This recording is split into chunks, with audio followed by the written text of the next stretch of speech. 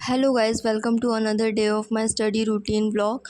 आज मैं आपको बताऊंगी कि मैंने सुबह से शाम तक में क्या पढ़ाई की। सुबह सुबह स्टार्टिंग मैंने अपनी वोकैब से की थी, जो मैं अपना देसी पढ़ाकू चैनल से करती हूँ। बट आज मेरा थोड़ा लैपटॉप में इशू हो गया था, इसलिए मैं पहले अपने बाकी के जो पहले के हैं उनको रिवीजन कर रही थी, और आज मैंने नया कुछ भी इसमें नहीं पढ़ा। तो ऐसे करके मैंने अपने सारे वोकैब्स को कंप्लीट किया। उसके बाद शाम सुबह के 8 बज चुके थे, और 2 घंटे वोकैब करने के बाद मैंने मैथ्स का लेक्चर स्टार्ट किया। और मैथ्स में आज मुझे अपनी स्टार्टिंग से परसेंटेज स्टार्ट करना था, जो कि आप अच्छे से जानते हो कि मैथ्स का सबसे बेसिक चैप्टर और अरिथमेटिक का सबसे पावरफुल चैप्टर होता है परसेंटेज।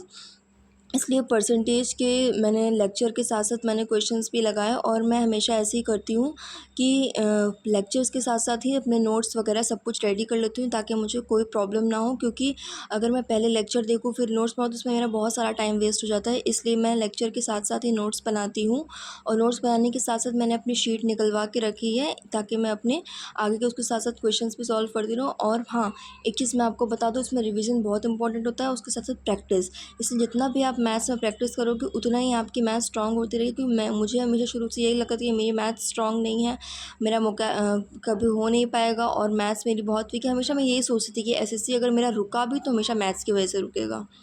उसके बाद मैंने अपना पॉलिटी का लेक्चर स्टार्ट किया, जिसमें मुझे बच गए थे 1। और नाश्ता वगैरह और खाना पीना वगैरह खा के मैं अपने 1 बजे से पढ़ने बैठ गई थी, जिसमें मैंने अपना पॉलिटी का लेक्चर किया। और पॉलिटी के लेक्चर के साथ साथ, जैसे मैंने आपको बताया कि मैं लेक्चर के साथ साथ ही नोट्स बनाती हूँ, तो आज मैंने अपने कॉन्स्टिट्यूएंट असेंबली का सेकेंड लेक्चर स्टार्ट किया था। जैसे कि कल मेरा फर्स्ट लेक्चर था, जिसके मैंने नोट्स वगैरह सब रेडी कर लिए थे। और मैंने सोचा था कि पहले इसको थोड़ा 2-3 ही इसका लेक्चर है, तो मैंने इसलिए सोचा कि पहले सारे नोट्स वगैरह कंप्लीट कर लेती हूँ, उसके बाद मैं इसका रिवीजन करूँगी।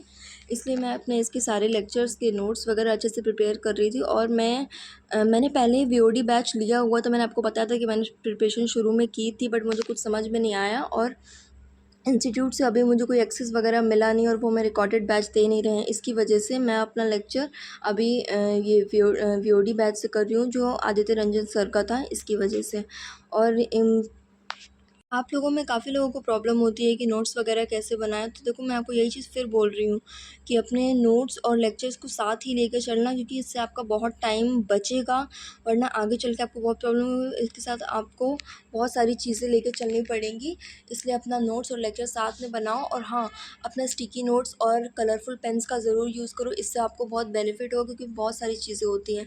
और शाम के 6 बज चुके थे, अपना सारा मैंने अपना कंप्लीट करके मैंने अपना इंग्लिश का लेक्चर स्टार्ट किया। और इंग्लिश मैं आपको बताऊं तो यूट्यूब से कर रही हूँ। 11 घंटे का लेक्चर है प्रशांत सर का, आपने भी शायद देखा होगा, नहीं तो आप इसको देख लेना, क्योंकि बहुत अच्छा पढ़ा रहे थे। इसीलिए मैंने आपको रिकमेंड कर रही हूँ कि मैं पहले देखा, मैंने लेक्चर थोड़ा सा आगे पढ़ा, इसके बाद ही मैंने इसका स्टार्ट किया।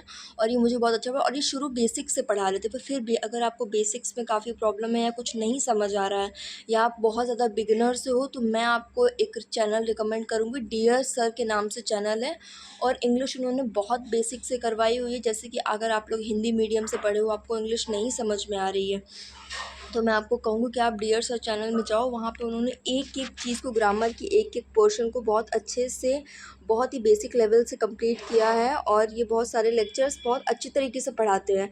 इसलिए पहले मैं भी वहीं पे गई थी, और मैंने वहाँ से अपने पार्ट्स ऑफ स्पीच को कंप्लीट किया था, और बाकी सारी बेसिक चीज़ें कंप्लीट की, ताकि मुझे आगे चल के कोई दिक्कत ना हो। और इसी हिसाब से मैंने अपने प्रशांत सर का लेक्चर स्टार्ट किया, और लेक्चर काफ़ी अच्छा चल रहा था। और मैं आपको ये कहूँगी कि अब पे थोड़ा खाने पीने पे भी ध्यान दो, क्योंकि ये जर्नी बहुत लंबी है। अगर आप सोचो कि आप शुरू में ही 10-10, 12-12, 13-13 घंटे पढ़ भी रहे हो, पर कुछ खाने पीने पे ध्यान नहीं दे रहे हो, तो ये आपको आगे चल के बहुत ज़्यादा दिक्कत करेगा। इसलिए मैं आपको ये बोल रही हूँ, खाने के साथ अपने सोने पे बहुत ध्यान दो। और मैं भी बहुत अच्छे से अपना सब कुछ मेंटेन करके चलती हूँ। और मैं ये बात मैं उन लोगों के लिए बोल रही हूँ जो बाहर रहते हैं। वो क्या करते हैं कि वो अपना लाइब्रेरी में या कोचिंग में सारा दिन निकाल देते हैं, खाने पीने पे ध्यान नहीं देते हैं। इससे आपको आगे चल के बहुत दिक्कत होगी। इसलिए मैं ये बोल रही हूँ कि सोने के टाइम को कम से कम 6 से 7 घंटे रखो। बाकी आप लास्ट में अपना काम कर दो, वो चलेगा, पर शुरू में अपना मेंटेन करके चलोगे तो आपको दिक्कत नहीं आएगी। इसी के साथ साथ मैं आपको ये चीज़ कहूँगी कि अपने खाने पीने के साथ साथ थोड़ा वर्कआउट वगैरह भी करते रहा करो, ठीक है ना। और आपको कुछ दिक्कत होगी तो आप प्लीज़ चैनल को फॉलो करो। होप सो आपको वीडियो पसंद आई होगी और आपको पता चला होगा कि आपको एसएससी की तैयारी कैसे करनी है।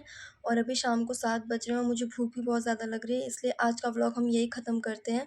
और जो 21 डेज़ चैलेंज में अभी तक पार्टिसिपेट नहीं किया है, तो प्लीज़ जाकर के मुझे फॉलो करिए और पार्टिसिपेट करिए, ये आपके लिए बहुत बेनिफिशियल होगा। I hope so. Okay bye. आप लोग बहुत अच्छे से पढ़ाई करिएगा। All the best.